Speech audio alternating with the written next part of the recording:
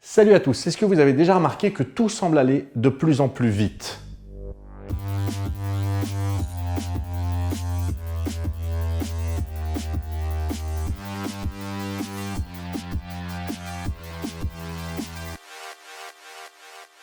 Alors, en tout premier lieu, c'est lié à un truc qui s'appelle la loi de Weber-Fechner. Et ce que dit cette loi, en fait, c'est que notre perception est logarithmique. En gros, je vous explique. Mettons que vous avez, on vous met des poids dans les mains, on vous met 1 kg dans une main et 1 kg 200 g dans l'autre main.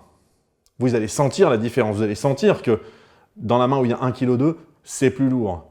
Maintenant, si on vous met 5 kg dans une main et 5 kg 2 dans l'autre main, a priori, vous allez avoir beaucoup plus de mal. Pourtant, l'écart est toujours de 200 grammes.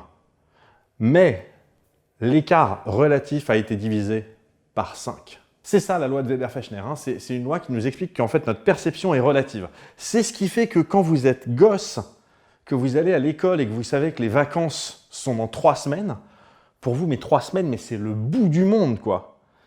Alors que quand vous êtes adulte, 3 semaines passe à une vitesse, mais folle. Et en réalité, plus ça va, et plus les durées semblent courtes à cause de cette loi de Weber-Fechner. Bah parce que quand vous avez 5 ans, attendre 1 an, c'est attendre 20% de votre vie. Tandis que quand vous avez 50 ans, attendre 1 an, c'est attendre 2% de votre vie. Donc 10 fois moins. Ce qui me fait me dire la chose suivante, qui est que la première seconde de conscience d'un être humain doit lui sembler vachement longue. Voilà, donc ça c'était pour ce qui concerne la loi de Weber-Fechner, mais c'est pas vraiment à ça que je voulais faire référence en disant que les choses allaient de plus en plus vite. Et vous allez voir, avec des exemples, ça va être hyper efficace. En réalité, le fait qu'on a la sensation que tout va de plus en plus vite, ça nous fait souvent mal estimer le temps passé. Par exemple, alors c'est un truc connu, donc peut-être que vous le savez déjà, mais si vous ne le savez pas, vous allez peut-être être surpris d'apprendre que Cléopâtre est plus proche historiquement de la création de l'iPhone que de la création des pyramides. Si on va plus loin maintenant pour avoir une meilleure perception du truc, voilà, l'apparition des dinosaures, c'était grosso modo il y a 240 millions d'années. Et leur disparition, on a tous vu Jurassic Park, c'était il y a environ 65 millions d'années. Ce qui veut dire que les dinosaures ont existé pendant à peu près 180 millions d'années. Alors que Homo sapiens, l'humain moderne, n'existe que depuis à peu près 300 000 ans. Donc ça fait 600 fois moins longtemps qu'on est sur Terre. Donc vous voyez, quand je dis que ça va de plus en plus vite, c'est ça, c'est-à-dire que pendant très longtemps, il y a eu, pas nous, et puis genre, d'un coup il y a nous, et puis il se passe plein de trucs. Fait étonnant d'ailleurs, c'est que le premier fossile de dinosaure a été découvert en 1815. Et même s'il a été que formellement nommé, que ça a été publié en 1824 sous le nom de Megalosaurus. Et alors ne me faites pas dire ce que j'ai pas dit, des fossiles de dinosaures, on en avait déjà trouvé depuis des milliers d'années, sauf que du côté de la Chine par exemple, on présentait ça comme des ossements de dragons, là où littéralement en Europe, pour nous c'était des squelettes d'animaux antédiluviens, qui dataient d'avant le déluge. Mais en 1815 donc, cette découverte-là est la première vraie découverte scientifique de fossiles de dinosaures qui a lieu près d'Oxford. D'ailleurs, autre fait marrant, l'université d'Oxford, qui a été fondée en 1249, elle a commencé à donner ses premiers cours plus tôt, en 1096, soit environ 150 ans avant la fondation de l'Empire aztèque. C'est-à-dire que l'Empire aztèque a été fondé quelque part entre 1250 et 1255, c'est-à-dire à peu près en même temps que l'université d'Oxford. Autre fait marrant d'ailleurs par rapport à cette découverte du Megalosaurus, c'est que du fait que ça a eu lieu en 1824, ça signifie que ni Napoléon ni George Washington n'ont vécu dans un monde dans lequel on connaissait l'existence des dinosaures. Ni même du lien entre électricité et magnétisme, puisque James Clerk Maxwell ne naîtra que 6 ans plus tard. Et lorsque Maxwell va unifier électricité et magnétisme en 1864, Thomas Edison a 16 ans. Nikola Tesla, lui, il en a 8. Mais Thomas Edison aura 32 ans lorsqu'Albert Einstein vient au monde, et Albert Einstein aura 47 ans lorsque la reine Elisabeth II vient au monde. Un mois avant, Marilyn Monroe. Oui, parce que Elisabeth II et Marilyn Monroe ont à peu près le même âge. Soit 2 ans de moins que Marlon Brando. Mais bon, si on part là-dedans, alors là, on n'a vraiment pas fini, parce que si on part là-dedans, moi j'ai à peu près l'âge de Paul Newman dans Butch Cassidy et le Kid. Ce qui signifie que j'ai, à l'heure actuelle, 11 ans de plus que Robert Redford dans le même film. Robert Redford qui, dans ce film-là, a l'âge de Cyprien ou Antoine Daniel. Cyprien et Antoine Daniel, donc, qui sont nés à peu près à la même époque que le Batman de Tim Burton, dans lequel Michael Keaton, donc, qui joue Bruce Wayne, a l'âge de JDG.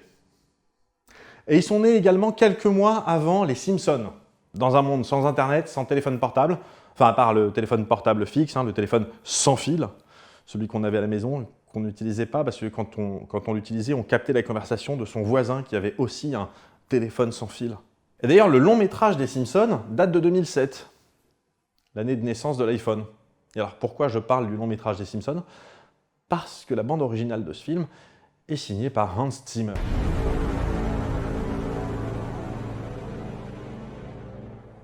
Et que le monde est vraiment petit.